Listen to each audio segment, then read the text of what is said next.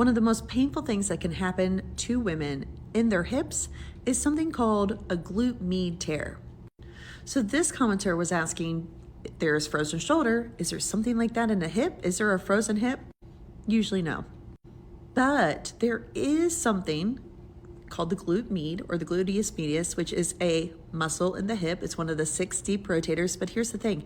Women have a wider pelvis than men. We have wider hips than men. We have a wider what's called a Q angle. So we have more friction happening on our hips, and we can actually get glutmed tendonitis. And a tendonitis is technically a micro tear, and then that micro tear can become a partial tear, and then it can become a full thickness tear.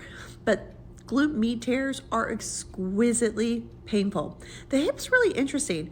It'll be fine, and then all of a sudden one day it is not fine. And it comes on really profoundly, kind of like frozen shoulder. And that's where I wonder if that's where you feel it. That's why you feel that way.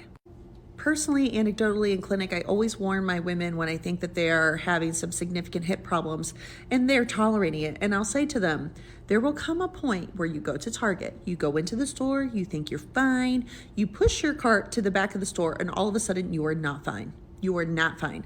It is crazy how the hip will decide it is done, it is irritated, and it is at like max capacity. Because if your hip is irritated, I mean, it's a big joint. It bears a lot of weight, and it becomes incredibly painful. You know, if your hand hurts, you just kind of hold it in a certain way, but like there's no getting around not using your hip. So it can be very, very painful. And usually that glutmed pain is terrible.